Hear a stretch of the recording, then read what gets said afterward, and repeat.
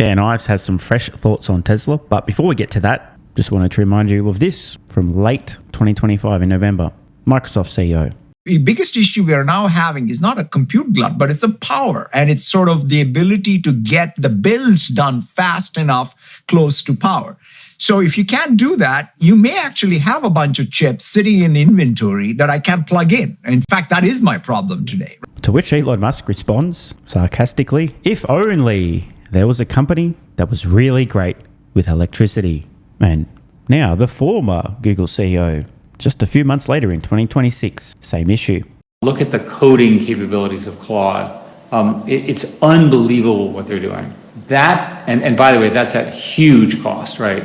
Hundreds of billions of dollars of capital. You know the story about we're running out of electricity. We need, God knows, I testified in Congress, 92 gigawatts more power. An average nuclear power plant is 1.5 gigawatts. You see the problem. Almost 3 years ago, Elon Musk first warned about this at the EEI 2023 conference in Austin. He pointed out that there's going to be a massive increase in electricity demand, resulting in likely shortages, meaning a lot of work needed to be done. A couple of years later, we have both the current and former CEO of Google pointing out there are massive issues securing power for AI training compute to the point where chips are starting to pile up. Elon Musk on this new clip, reposting, and again, if only there were a company that could do this. The subject on this one, data centers in space, again due to the power shortage on Earth. In space, you have free 24/7 power from the sun.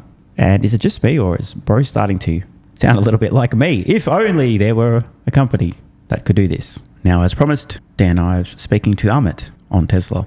Do you think this is the best AI story in the market over the next decade? Yes. I don't even think it's a question. I mean, we've said like the two, from a physical AI perspective, two best physical AI players in the market are Tesla and NVIDIA. It's not even like, I don't think there's a question. My whole view of Tesla is that you have to believe, which we do, it's about autonomous robotics. It's about them owning more of XAI. Eventually, what I believe they'll own pieces of SpaceX. Musk is essentially building the biggest AI company in the world, but it's brick by brick. So as it's happening, you'll focus on like, well, deliveries in Europe or so.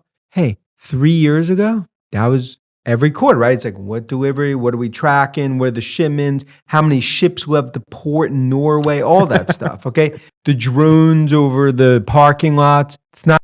Dan adamant, Tesla far and away the biggest AI opportunity in the market.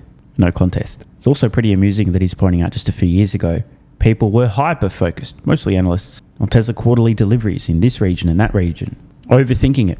All the while, there were some retail investors who were at that time roasting the people who were focused on Tesla delivery, saying, you retards, do you not understand what's happening with autonomy?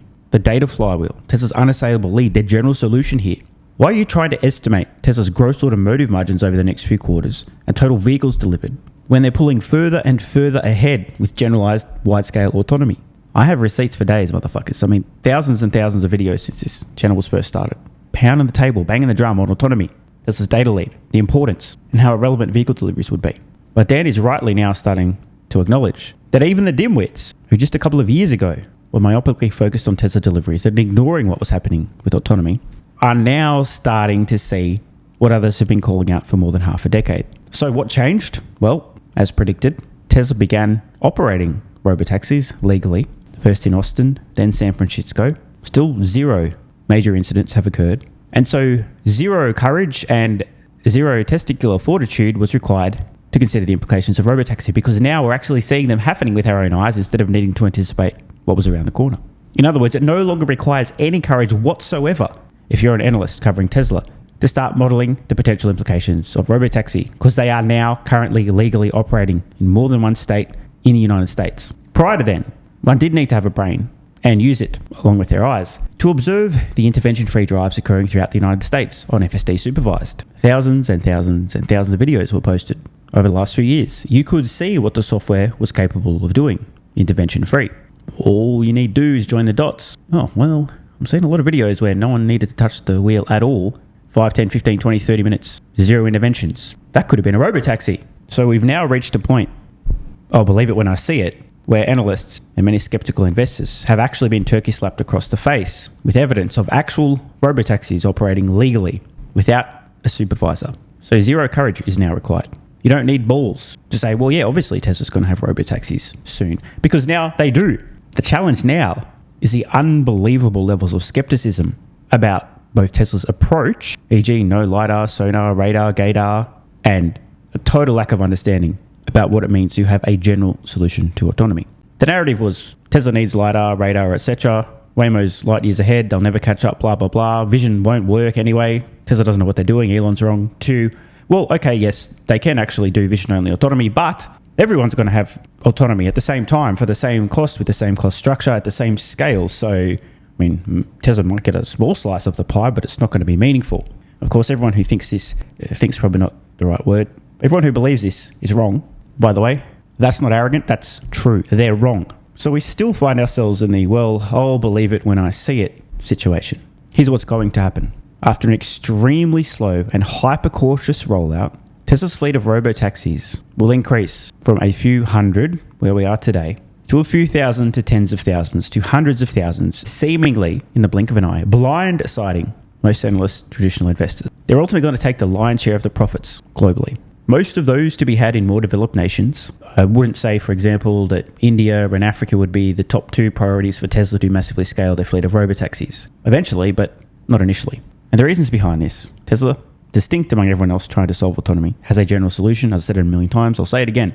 Tesla's vehicles know how to drive, period. They don't need to be trained how to drive in a specific geo-fenced area, pre-map in HD, bunch of guardrails. They don't need that. They know how to drive, period. Just like a human who learns how to drive can rent a car in a foreign country, driving on a different side of the road, and be fine. So this means, in theory, Tesla's vehicles can operate competently on most roads on Earth today. Over time, as the capabilities improve, they gather even more data, they'll be able to operate at superhuman levels anywhere on Earth, very quickly. In addition to that, Tesla already has close to 10 million vehicles on roads today. With a software update, in theory, they can operate autonomously. In addition to Tesla's current annual rate of production at not far off 2 million vehicles per year. Even if a company like Waymo, or pick your supposed competitor when it comes to autonomy, had identical software and identical capabilities, which they do not, it simply won't be possible for them to scale a fleet of robotaxis close to as quickly as Tesla. But even if they could do that, 2 impossible tasks, Tesla's still going to be able to deploy the actual hardware, the robotaxi itself, a fraction the cost of a company like Waymo, Zoox, etc. So it's G 3 times over. Yet today, people still have not figured that out. Not the story anymore. Like, the story is you have 10 million vehicles on the road. It's about data. It's about driving autonomous. It's about, if you have an 8-year-old today, they're not going to need your driver's license when they're 16. See, that goes back to like technology, right? If I told you, I just want to give because it's very important. 2007, Jobs launches iPhone. Our whole view is like, it's going to change the world. A year later, financial crisis. People like, dude, how'd that work? Just only with AT&T iPhone launch? Why would anyone ever leave their Blackberries? Financial crisis, no one's going to pay. Like, if you just went with that thesis, look what it's the same thing with Tesla. If you get caught up in like, oh, Robotaxi, there was a delay here, and oh, Cybercab productions moved out, you missed the bigger story. I'm a big believer Optimus is the future of Tesla. I am less on, I've been very public about this, I'm less on the Robotaxi, so much more on Optimus, that the applications for Optimus are so vast, including healthcare, which most people don't think of, old age homes, skilled nursing facilities. There are so many applications for it, and I am so excited because I am buying 2 Optimuses once I'm able to, one for myself, one for my parents. It is just, I don't believe people are using their imagination enough about how much time you're going to be able to free up by having an Optimus. Tesla's Optimus at scale will produce so much revenue and, more to the point, profits, that Tesla's Optimus business will make Tesla's fully scaled global robotaxi business, which itself is going to be ridiculous, look like a rounding error. And I want to emphasize shiny object syndrome. As Tesla's robotaxi business scales widely and rapidly and prints crazy money and stuns all of the skeptics, I have a strong suspicion these same skeptics are going to forget Optimus even exists because they'll be too busy cleaning up the mess after realizing how financially lucrative Tesla's robotaxi business really is. And at the price point they're talking about, it's very economical. Very. And I think it speaks to like, look, you could have 2 different views, like be like, oh, AI taking jobs. Like it's going to be like the worst thing. But I could go back to like when I'm covering tech and people like, okay, Silicon Valley, it's going to kill jobs. Yeah, it's become the biggest asset in the United States to where we are today. I could say like, I've spent so much of my life travel around this country to cities that used to have 75,000 people. Now they have 15,000 because the factory moved out. Right. And now they have drug issues or education issues, whatever. I can make a case that like it's a huge renaissance of innovation that's happening in the United States because for the first time in 30 years, U.S. is leading China when it comes to tech. For so much of my career, I'd be in like Taiwan, 18 hours in a fab, watching without a lunch break. Or you're like, oh. Then like land in New York airport, there's a fist fight at Dunkin' Donuts and be like, whoa, there's a reason we're 17th in math. I'm just saying like, we're at a point like when I was in Davos, like, you're walking around. Oh yeah, you were there. How was that like? Saying you're walking around like as a U.S. tech investor, chest is out a bit. There's one European tech company there, SAP, right? I mean, The point is like, that was like, at Davos was like a moment. I mean, you know, we were at CES together and then if you come out of CES and Davos thinking that this is a bubble, you had a lot of Cabernet and martinis, in my opinion. I'm not saying you're not going to have spots that could get ahead of themselves, but I think it's clear. On Dan's final point, I think he's right. The quote-unquote AI bubble crowd, to put it politely, have had far too much to drink. This isn't pets.com around 2000. Anyone who does not have their head completely buried in the sand is seeing the massive improvements and capabilities of AI across the board. And unless they're completely fucking retarded, they're also using AI in their day-to-day work life, if not also their personal life, to save time and brain cycles. And if you're not doing this, you are fucking up. The pace of improvement, the massive transformation we're seeing right now with AI, week to week, there's leaps forward. It's just incredible to behold. I think the only people who are seeing a AI bubble are perma-skeptics and perma-bears. You know the type. Always predicting a massive bubble, a massive crash. Get out of the market. It's going to implode.